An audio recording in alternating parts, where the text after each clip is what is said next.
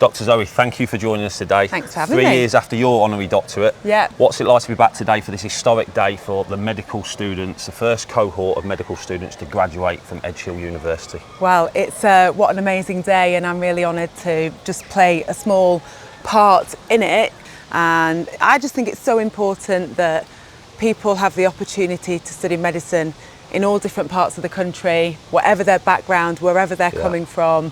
You know, this is not a career for a limited group of people from a privileged background. I know myself that working in healthcare, what our healthcare systems need and what they're enriched by is having people from diverse backgrounds in every way.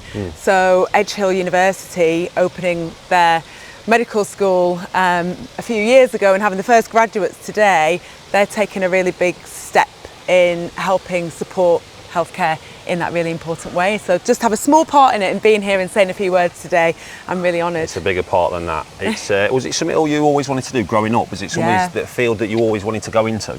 Yeah. So my Jamaican grandma came to the UK and she trained to be a nurse and then a midwife, and she was kind of a role model to me really, because she created this standing in our community. She was well respected, she looked after people and cared for people. So actually when I was 3 years old, she bought me the little medical kit and a little nurse's outfit, and I loved it. It was my favourite thing. And she said, "Are you going to be a nurse when you grow up?" And I stamped my feet and said, "No, I'm going to be a doctor." And that was my decision made. That was from that moment on, what I always wanted to do. Yeah, well, I don't know if you know my story, but I had to retire from football through painkiller addiction. Yeah. So obviously I've worked with a lot of doctors and they've helped us get back to where I am today as well. So I know that the amazing work you all do, I know how tough it is. Yeah. Coming on to that, what's the biggest challenges you face? I mean, how do you juggle everything with all your roles that you do? But what's the biggest obstacles and the toughest challenges you face with being a doctor? Do you know, I think having come from quite humble beginnings myself and having faced my own challenges in life earlier on, I think that the career side of things, since I've become a doctor, yes, there have been challenges, yes, there have been struggles. You know, your first shifts when you're a junior doctor and you're up all night, it's hard. But having come from a background myself where I've already learned how to problem solve, how to overcome adversity, actually stood me in really good stead. And I didn't find it as hard perhaps as some of my counterparts.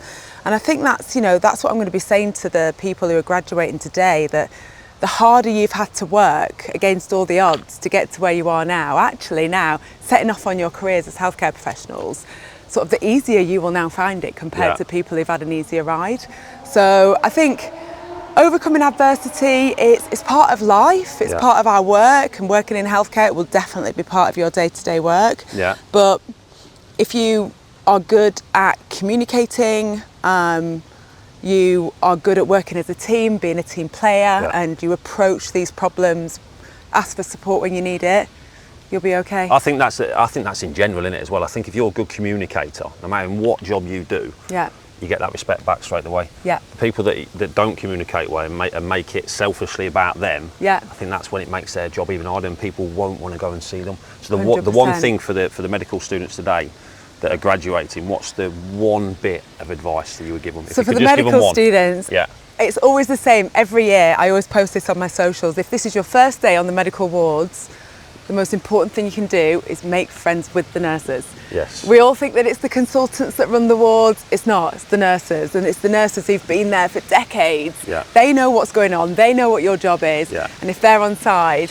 then you'll be okay. So it's not about, you've got the knowledge now, you've got the skill, you know what you're doing to somebody. You don't know what you're doing, but you'll learn that. But it's more about the relationships, the communicating, help out those people around you, your colleagues, then they'll look after you. It's the best thing you can do. Well, Zoe, thank you for coming today. Welcome back after a few years. Thank you for having me. And thank you for being here today on this historic day. Yeah, thanks for having me. I'm excited to see the young people and send them on their way later on. Young people, I know, we were young ones. They are young. I know, yeah. We're the old ones now, aren't we? Well, enjoy the day. Thank you. Thank you.